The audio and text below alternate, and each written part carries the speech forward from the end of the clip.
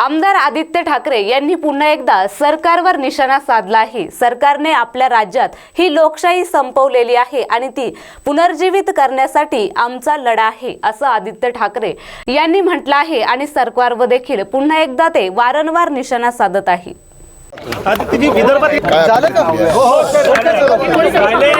एकंदरीत आपण पाहिलं असेल की अधिवेशनामध्ये अनेक विषय चर्चेला येतात। आपला जो विषय आहे विदर्भ, तसंच सगळेच विषय मला वाटतं गांभीर्याने घेतले पाहिजे। आज आपण पाहिलं असेल जे घटनाबाह्य मुख्यमंत्री आहेत ते मला वाटतं महाराष्ट्रातच नाही आहेत, इतर राज्यांमध्ये काहीतरी गेलेत, एका शपथविधीला हजर राहण्याचे आदेश आलेले आहेत म्हणून तिथे गेलेले आहेत। मूळ गोष्ट हीच आहे, काल देखील आम्ही पाहत होतो जेव्हा मराठा आरक्षण ह्या महत्त्वाच्या विषयावर चर्चा सुरू होती, संध्याकाळी 3-4 तास मला वाटतं रात्रीपर्यंत चालली।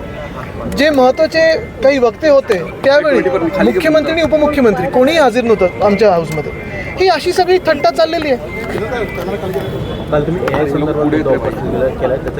घेण्याचा प्रयत्न केला हाऊसमध्ये, देवेंद्र फडणवीस साहेबांनी मला उत्तर दिलं त्याच्यावर। एक आपण पाहते की देशभरात आणि जगभरात आर्टिफिशियल इंटेलिजन्स ह्याच्यावर खूप चर्चा होत आहे। डीप फेक्स असतील, आवाज मग मिळवण्याचा प्रश्न असेल, ह्या खूप गोष्टी होत आहेत। आणि ह्याच्यात युरोपियन युनियननी आत्ताच मागच्या आठवड्यात एक कायदा बनवलेला आहे। माझा हाच प्रश्न होता की साधारणपणे आपल्या महाराष्ट्र राज्यामध्ये देखील आपण असा कायदा बनवण्याचा विचारत आहोत का? याच्यावर देवेंद्रजींनी हे उत्तर दिलेलं आहे की केंद्र सरकार ह्याच्यावर कायदा बनवण्याचा विचार करत आहे। तिथून जर उशीर झाला तर महाराष्ट्रात नक्की होईल।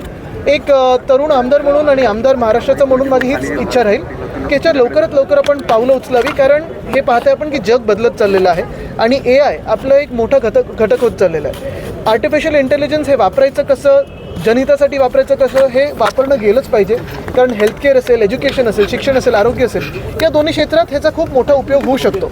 पण हे होत असताना कुठेही क्राईम वाढू नये ह्याच्यावर देखील आपण लक्ष दिलं पाहिजे। काय काय UBT नावाचं एक कार्ड आहे, ते कार्ड भरलं की मोर्चा संपेल अशी टीका केली आहे। डेव्हलपमेंटला विरोध का?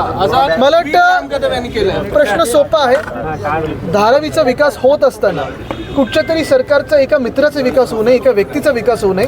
निश्चितपणे ज्यांना प्रॉफिट कमवायचे त्यांनी कमवावे, पण ते कसे असावेत, काय असावेत, त्याच्यावर सरकारचं काहीतरी रेग्युलेशन असायला पाहिजे।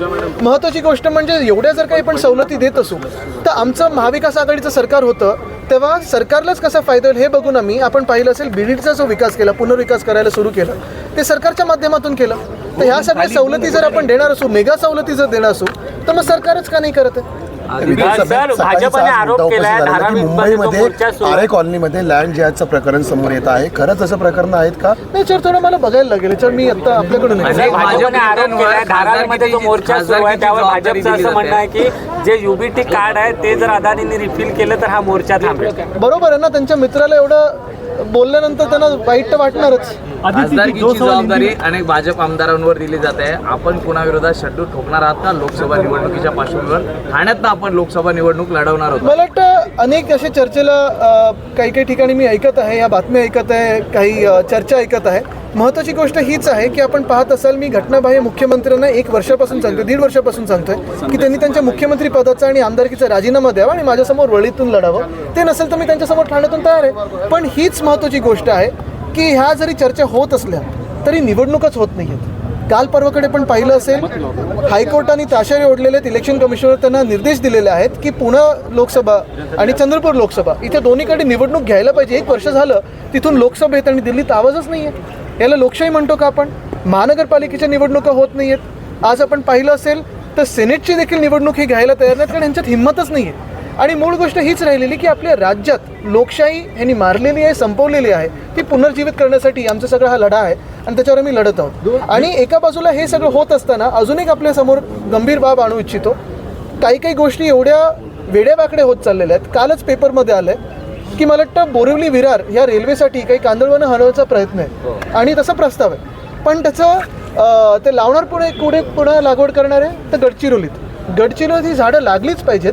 पण जर तुम्ही मॅनग्रोव्ह हलवत असाल तर तिकडच्या तिकडे तुम्ही रिप्लांटेशन केलं पाहिजे। पण हा जखम मांडीला आणि मलम शेंडीला हा कुठचा न्याय?